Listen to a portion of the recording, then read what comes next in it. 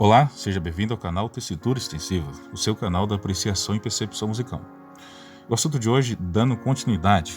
No vídeo anterior eu estava falando para vocês sobre então a voz sopranino e sobre as características tessitoriais dela, né? Nesse vídeo aqui eu vou estar falando para vocês então as suas características de propriedades, né? Aquilo, ou seja, como é que a voz ela chega ao teu ouvido e como você escuta ela soa. Lembrando, pessoal, que isso são apenas dados técnicos, ou seja, isso é apenas para te dar um norte e uma referência. Não quer dizer que se comporta matematicamente perfeitamente nessas condições, mas isso aqui é para dar um norte para vocês então entender como é que vai funcionar ali as características das propriedades dessa voz, né, da voz que é o sopranino, tá certo? Bom, o sopranino ela é uma voz de características inicial, né, ou seja, é a voz branca e é a voz que toda criança e do sexo feminino e masculino terão, né, obviamente. As características dela é que ela é aguda infantílica, né? Então, ou seja, por que ela é aguda infantílica? Porque ela é uma voz típica, né? Aí então de crianças, né? Da faixa pré-infantil e da faixa infantil. A cor dela, ou seja, o que é a cor?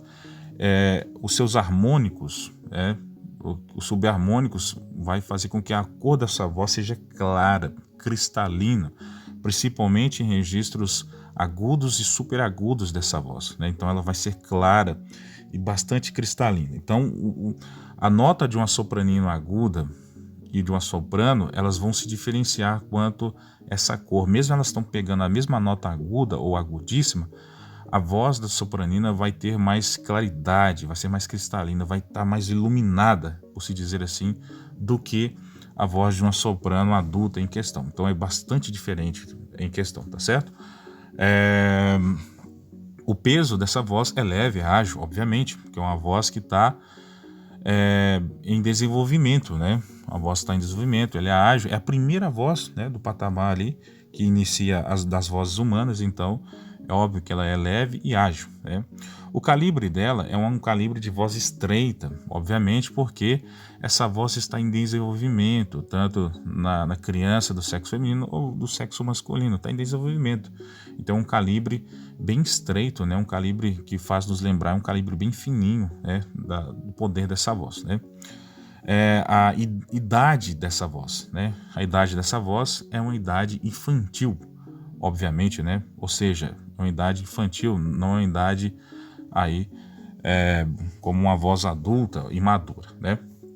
A intensidade é como essa voz se comporta aí nas suas propriedades quando está se obtendo toda a sua tessitura, da sua tessitura base à sua tessitura avançada, que vai ser aquela tessitura utilizada por crianças que vão entrar para a cena artística ou qualquer outros fins do meio profissional do uso da sua voz.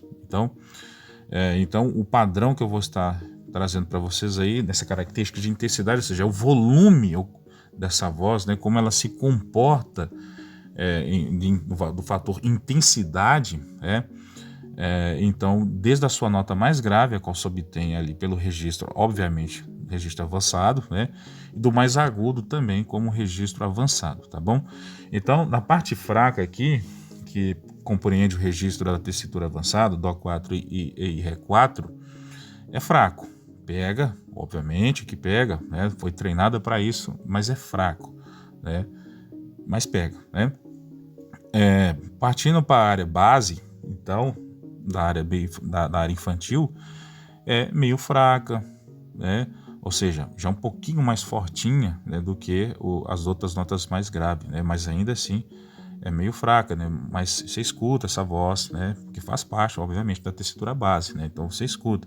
É meio fraca no que a gente vai trazer em referência às vozes do soprano, né? Nessa região aí a soprano vai ter mais poder, mais volume, então é bem diferente, tá? Na região do Sol 4 ao Si 4, que é justamente a região meio, que é a região também dos sopraninos pré-infantil, aonde eles iniciam, essa região ali é uma região que tem volume para quem já é sopranino infantil. Para quem é sopranino pré-infantil, né, já não vai soar tanto assim com esse poder, tá certo? Mas eu estou pegando uma característica geral, tá certo? Então é uma voz meio, né? Ou seja, eu estou trazendo aqui para vocês aqui um padrão aqui já de uma criança que tem a sua tessitura avançada, tá certo? Lembre-se disso, tá? Então nessa região meio, ou seja, ela não é nem meio fraca e nem meio forte, é uma região meio, essa voz já começa a ganhar mais volume, né? A partir do Dó5 ao Mi5, que é justamente o Dó5, é aquela terceira nota do espaço ali do pentagrama, né, que é o Dó5, e o Mi5, né, que é a quarta nota do espaço, essa voz começa a já ficar meio forte, porque ela está ficando mais clara ainda, né? E a partir do Fá5, que é o Fá da quinta linha, ali da quinta linha do pentagrama superior ali, né? Então, essa voz fica forte, clara mesmo. E quando ela chega no Dó5, ela está bem iluminada, né? E quando ela chega, então, no seu registro avançado ali, né? Que é a partir do Ré6 até o Sol6, é bastante brilhante mesmo, é bastante cristalino, tá? E é bastante diferencial. Então, é totalmente diferente de uma soprano que vai chegar ali, né? A soprano, ela vai chegar nessa nota aí, mas não vai ser tão cristalina e tão brilhosa como do sopranino, tá bom? Podendo a soprano chegar de forma mais gritada, né? Ou de forma mais apitativa, né? Mas a criança não, a criança vai chegar com poder mesmo dentro da sua naturalidade. Obviamente que para atingir isso aí, a criança tem que estar bastante treinada, né?